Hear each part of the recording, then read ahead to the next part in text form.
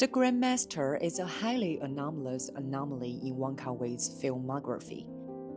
We often define Wong Kar-wai as a director who hunts for a vibe, a description that sounds almost dismissive, but in reality represents a masterful instinct. He knows precisely how to translate raw human emotions into a lens, and how to weaponize visual symbols to distort a frame. Even his dialogue possesses a distinct, poetic intuition. Consequently, his past films have largely prioritized form over substance. He rarely meticulously carves a character from the bone. Instead, he captures a fleeting sensation, a sense. His characters move through the world with an ambiguous, almost unintelligible past. This is precisely why the Grandmaster feels so fundamentally on Wong Kar-wai.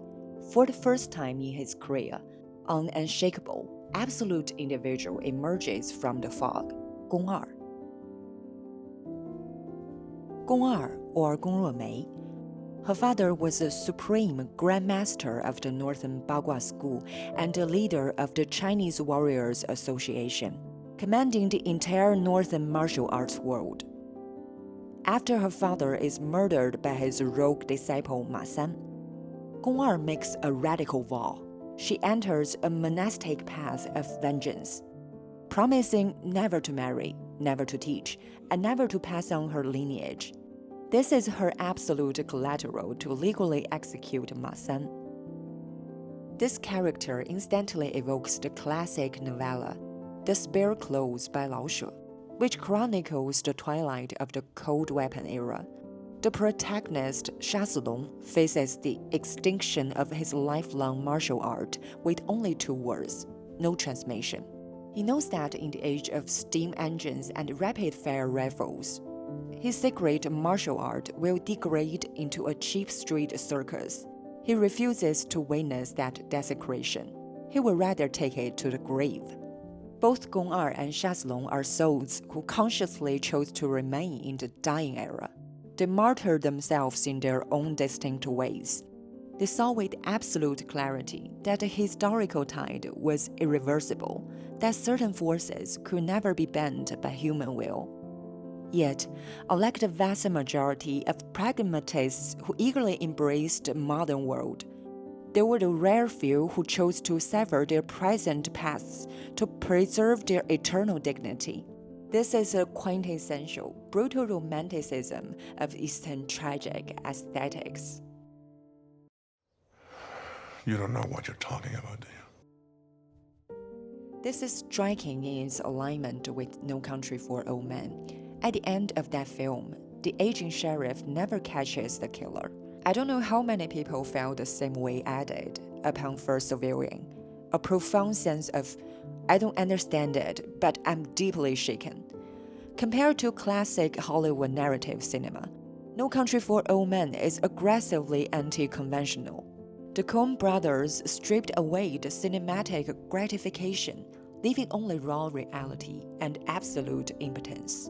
When the sheriff finally resigns, he realizes that in the face of cartel drugs and the motiveless, systematic slaughter, this pure nihilization, the moral order of his old world has dissolved into utter irrelevance.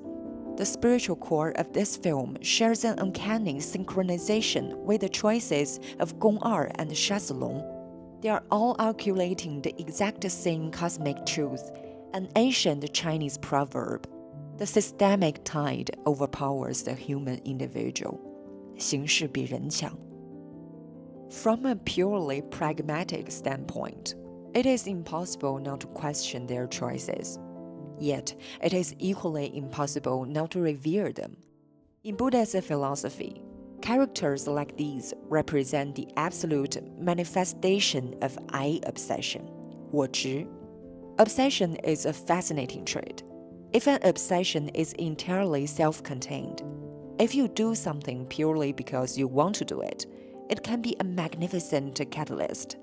But if your obsession is born out of confrontation, if it exists solely to prove that you are right and the rest of the world is wrong, then you are staring directly into the abyss. And you cannot complain when the abyss stares back into you. 公家没有败绩，你又在这儿，他凭什么出头？ For Gong Er, the primary engine of her vengeance is to force Ma San to pay the ultimate price. Her subject is always the Gong family name, never I. She anchored her entire self-worth to a grand social construct. But what was her actual relationship with this construct? To the Gong lineage, was it more vital to pass down the legendary 6 forehands or to murder Ma San for revenge? She never truly audited that question. Thus, Gong Er's obsession carries a layer of systemic blindness, a blindness engineered by his era. Her father once remarked that she would have made a brilliant opera actress because she possessed the rare gift to lose herself in the myth. I do not doubt this for a second. An individual requires a massive narrowing of vision to master any supreme art. However, this narrow vision also dictated her vendetta against Ma San. She locked onto this revenge, and her world collapsed into a singular point. The rest of existence simply ceased to exist. I say this not to invalidate her. Quite the contrary. I deeply revere her spine. I revere anyone on this earth with an unyielding bone structure. We live in a world where everything carries a tax. Every choice demands collateral. It is incredibly easy for human beings to slide toward the path of least resistance. Crucially few, when staring down a devastating price tag, choose to collide with the system head-on rather than take a step back. But what exactly did Gong Er collide with? I couldn't help but ask myself, if Gong Er were a son instead of a daughter, would she still need to take this monastic fall? The answer is obvious. No. The sole reason she was forced to self-sabotage, to pay this catastrophic price just to obtain a legitimate mandate for revenge, stems from the patriarchal code of traditional China. A married daughter is a stranger, an outsider to the bloodline. To preserve her identity as a true Gong, to ensure her actions were untouchable by the gossiping consensus of the martial elite, she had to legally dissolve her engagement. In other words, she had to completely castrate her female identity to receive her license to challenge Ma San. I have zero intention of cheapening her sacrifice by playing the clever modern observer and saying, look, there were other exists. Everyone knew there were other exists. She could have dropped the field, married a high society fiancé, sold the family estate, and fly the impending war to live a comfortable life abroad. She could have even assassinated Ma San through political plotting or hired guns. I don't think killing him would have been that difficult. But she didn't want him just dead. She wanted it done righteously. She wanted decorum, and that is the ultimate tragedy of human existence. When an individual demands absolute righteousness from a corrupted system, the price is always total annihilation. In the finale of Game of Thrones Season 1, Ned Stark's head hits the floor, traumatizing the global audience. The Stark children are scattered across the map, each embarking on a long, agonizing path of vengeance. Pop culture consistently amplified the illusion that personal agency can reshape the world. But if we return our gaze to reality, we find that the world is not a power fantasy. Your willpower cannot bypass systemic architecture. If you want to defeat the system on its own terms, using its own rules, the only acceptable collateral is your own self-sacrifice. If Gong Er had killed Ma San without her monastic vow, the martial world would have never validated it as a legitimate restoration of honor. It would have been dismissed as a domestic dispute or lawless murder. Why did she pay such a staggering price? It was never just about Ma San's life. She was buying the sovereign narrative. And in this world, nothing is more expensive than the narrative power to dictate what is right. To use a deeply mundane analogy, think about how exhausting it is in everyday life to force a toxic person to genuinely admit they were wrong, even when you have done absolutely everything perfectly. Consider the immense emotional capital required to extract a single hollow apology. I feel a profound grief for the sheer waste of Gong Er's life. Yet, I honestly don't believe she had a better alternative, unless she modified her core objective. But if you modify the objective, we're no longer discussing the same soul. The conversation loses its meaning. The Chinese understand systems deeply, and they understand impotence intimately. 5,000 years of dynastic collapses and shifting empires have distilled a singular generation philosophy. The systemic tide overpowers the human individual. The Tao Te Ching states, the way of heaven reduces excess to supplement deficiency. The way of man is the opposite. It strips the deficient to offer the abundant. The Bible echoes this exact mechanism. For to everyone who has, will more be given. But from the one who has not, even what he has will be taken away. They are diagnosing the same cold code. Reality and its rules were never designed to shelter the weak. Even a titan like Gong Er remains systematically trapped by her gender. The natural narrative power was never on her side. Before her final duel, Gong Er claims, "Perhaps I'm the will of heaven." But years later, opium-addled and broken, she looks at Yimen and admits, no matter how high your art, it cannot surpass the sky. No matter how deep your talent, it cannot outmeasure the earth. Martial arts have around for millennium. How many lineages have vanished into thin air? Why should the Gong family be an exception? I'm deeply moved by this transformation, and I'm deeply moved by that singular tear she sheds after her Pyrrhic victory. Wang Kaiwei didn't censor the agony of the collateral. Even the hardest bones are fragile when the system strikes back. But this vulnerability doesn't diminish her. It sanctifies her. The pragmatists who never understood the concept of honor will look at this and claim she was broken by reality or that she chose wrong. No, it is precisely this authentic, bleeding pain that makes her complete and noble. Her transformation is a violent process of breaking her own obsession. Buddhism speaks of dropping the blade to instantly attain enlightenment.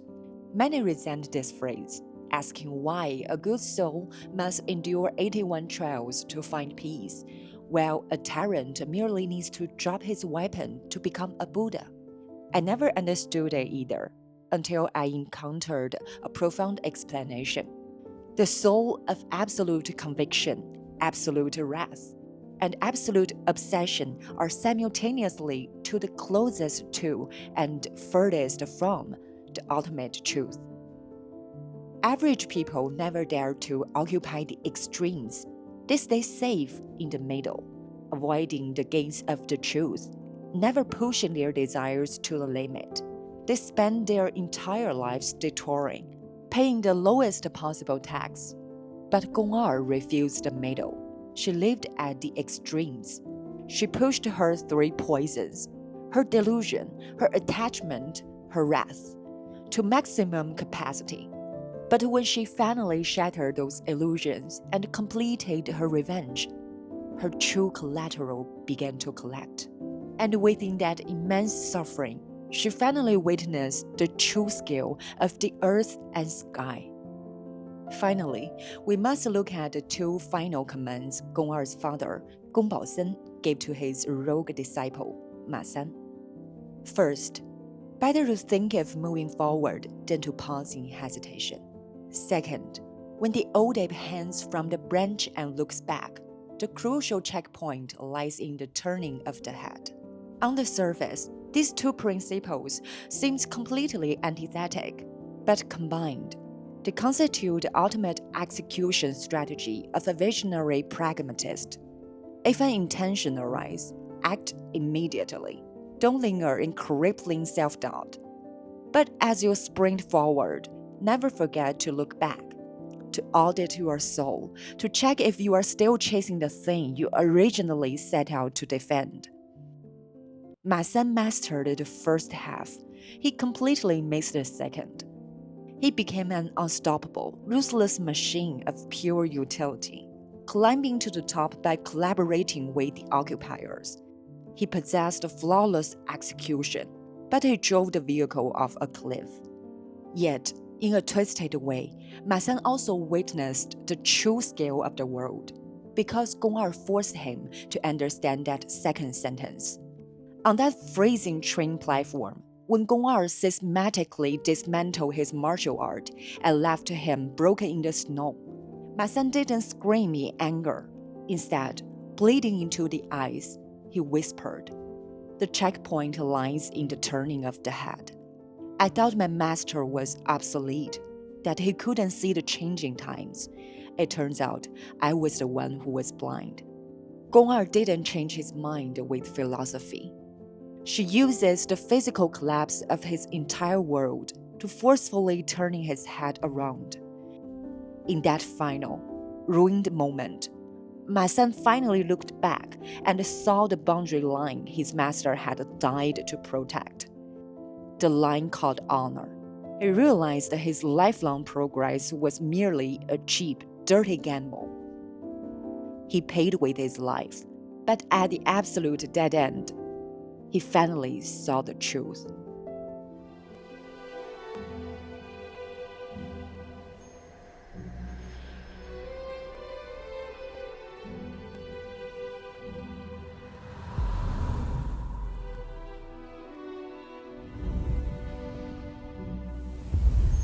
所谓的大时代，不过就是一个选择，或去，或留。我选择了留在属于我的年月，那是我最开心的日子。